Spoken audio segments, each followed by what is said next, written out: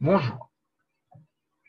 Notre vidéo est consacrée pour l'histoire de la culture ukrainienne et aujourd'hui, nous, nous allons raconter pour cette période, pour cette sphère de l'histoire de l'Ukraine et comment les gens ukrainiens pensent dans cette époque-là. Vous voyez très bien dans cette image, Lviv était la plus grande ville selon deux habitants dans les territoires de l'Ukraine à cette époque-là. Et lui reste la culture, le centre de défendre de la culture ukrainienne parce que la politique de l'Unie Pologne-Lituanie, surtout après le traité de l'Union en 1769, a été directée pour la polonisation et comme les conséquences, la polonisation fait le procès très lentement. Bien sûr, cette époque est très difficile et la période du XVIe siècle, c'était la question très décidée. Être la culture ukrainienne, pas être. Mais l'histoire était suivie. La culture ukrainienne doit être pour les gens ukrainiens et pour le développement dans l'histoire prochaine, dans le siècle prochain. C'est très important pour la fondation de la nationalité ukrainienne.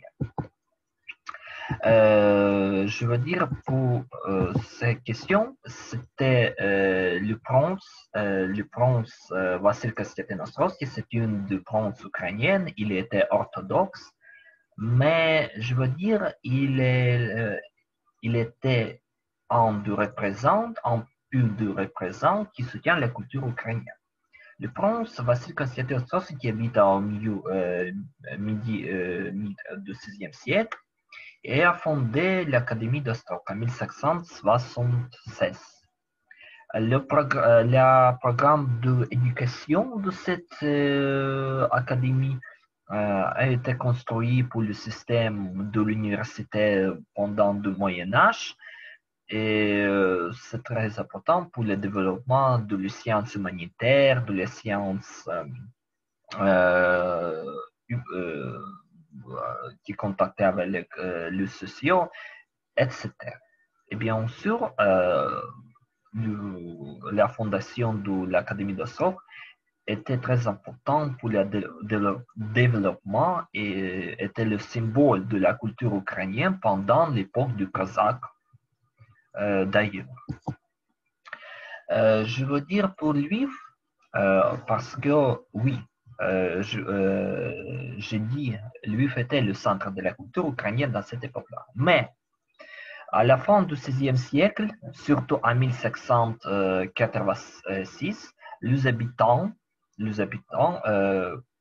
qui avaient l'éducation et le clergé orthodoxe ont fondé une organisation, il s'appelle Bratstvo, en français fraternité. Son but était la popularisation de la culture locale. Et vous voyez le centre dans ces images, le centre de ce bratство a lieu dans le C-Fortress. C-Fortress, maintenant, c'est le centre historique de Lviv. Il s'appelle Staramista, la vieille ville. Et ici le membre du bratstvo organisait beaucoup de rencontres, beaucoup de questions, beaucoup d'activités qui directaient pour le développement dans la culture ukrainienne. Bratства sont exposés dans d'autres villes ukrainiennes. Kiev, Rivne et beaucoup de villes ukrainiennes dans cette époque-là jusqu'au XVIIe siècle. Voilà, beaucoup. Quelques décennies, le Bratstva fondait la culture ukrainienne et contactait surtout avec du Kazakh. C'est très intéressant. Le Bratstva à Kiev avait le bon contact avec le hetman Petro Konashev Sagaidatchny et les Cosaques. Et après ça, Kiev était après Lviv le centre de la Renaissance ukrainienne. Oui, mais c'était autre époque, c'était le XVIIe siècle. Aussi, c'était populaire aussi la littérature de polémique. Oui, parce que beaucoup de questions qui posaient selon de penseurs, selon de philosophiques, oui, c'était encore l'époque de Renaissance et la question de l'homme, son rôle dans le centre, dans le monde, est très principal selon de penseurs. Oui. Ivan Wyszynski était un de célèbres écrivains. Mais c'est très intéressant, il est monnaie. Et donc, il habite dans le territoire de Grèce, mais il était l'origine de l'Ukraine et il a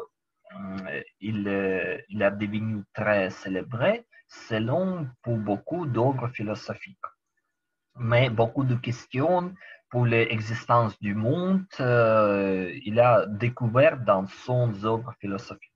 C'est très intéressant, ces œuvres, elle est à partir de la Renaissance ukrainienne. La fameux écrivain Ivan Franko est consacré pour lui. Son poème, il s'appelle Ivan Wyszynski. Il a publié à la fin du 19e siècle. C'est très intéressant. Dans cette époque, pour le développement de la culture, c'est possible avec le droit de Magdebourg. Ce développement du pouvoir local. Pouvoir local sans l'influence du pouvoir royal. Ça s'appelle le droit de Magdebourg. Et Lviv et Rivne ont reçu les droits de Magdebourg pendant le XVIe siècle. Et c'est très magnifique événement dans l'histoire de la ville ukrainienne parce que c'était découverte la grande possibilité pour le développement culture locale après ça qui a expansé dans le territoire ukrainien pendant l'époque cosaque et jusqu'au 19e siècle. La dernière ville qui avait le droit de Magdebourg était Kiev. Ce droit est supprimé en 1831. Voilà. Merci beaucoup, merci à tous et je vous souhaite beaucoup de santé. Notre vidéo est terminée. Merci beaucoup, au revoir.